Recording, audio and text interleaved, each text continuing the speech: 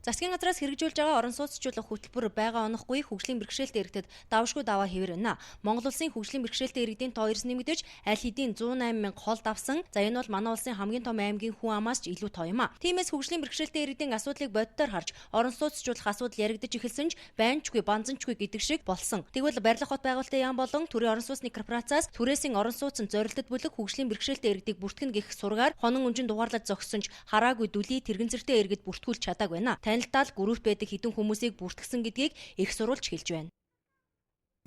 Ер нь орон сууцны хөтөлбөрт хөгжлийн төрөлийг түүний асран хамтлагчтай нийлүүлээд 5% нь одоо орон сууц хөрөнгө заасан байна.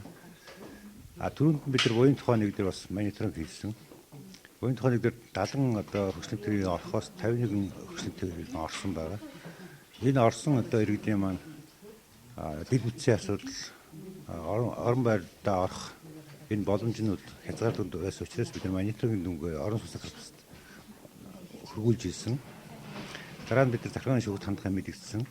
Энийний дагуу дараагийн асуудлыг бол бид нар журмандаа өөрчлөлт оруулж хөгжлийн төрөлд их нааштай хандна гэсэн хэдий ч одоо шинэ журмаар хэрэгжиж байгаа. Энэ журмын дагуу хөгжлийн төрөлийг бүртгэх асуудал их бүрхэг.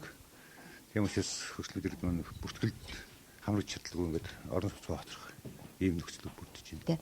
Тэгээд бид нар бол энэ байдлыг юу гэж үзэж байна гэхлээр ерөнхийдөө саяхан бид Монгол улс маань конвенцээр ч үүрэг хүлээсэн хөгжлийн бэрхшээлтэй хүний эрхийн тухай хуульч гарцсан. Гэтэл яг энэ цаг үед энэ барилга хот байгуулалтын яам энэ тооскоос хэрэгжүүлж байгаа энэ журам за тэгээд энэ үйл ажиллагаагаа хэрэгжүүлж байгаа энэ үйл явц эдэр нь ер нь хөгжлийн бэрхшээлтэй иргэдийн одоо эрхийг ноцтойгоор одоо зөрчсөн ердөөс энэ хүмүүсийн асуудлыг ойлгохгүй явуулж байгаа арга хэмжээнд тэр хүмүүсийг хайхрамжгүй хандсан дорд үтсэн за тэгээд тэр нөгөө бүртгэлийн ажиллагаа тэр бичиг баримт шаарж байгаа тэр хүмүүсийг бүр залхаас одоо бид нар чинь нөгөө юу гэдэг лээ хөгжлийн бэрхшээлтэй хүмүүс гэдэг чинь яг энгийн эрүүл хүмүүстэй харьцуулахад бас бусдаас хараад ч гэдэг юм уу тийм багш бусдын дэмжлэгтэйгээр явдаг. Тэгээ энэ явж байгаа юм чинь ердөөсөө болохгүй байна. Тийм учраас бид нар одоо ямар шаардлага тавьж байна вэ гэхээр барилга хот байгуулалтын яам тооскод хандаж бид нар шаардлага хөрвүүлж байна.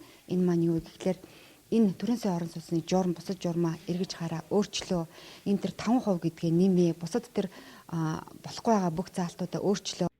Мөн хөгжлийн бэрхшээлтэй иргэд болон тэднийг халамжлагч гэр бүлд төрийн орон сууцны корпорацаас түрээсийн орон сууцны дөнгөж 5% эрх болгосон. Бүртгэлийг явуулахдаа хонон өнжин дугаарлаж байхад ач холбогдолгүй бичиг баримт нэхэж дорд үзэн басамжилсан хэмээн гомдолтой байгаагаа хөгжлийн бэрхшээлтэй иргэдийн зүгээс илэрхийллээ.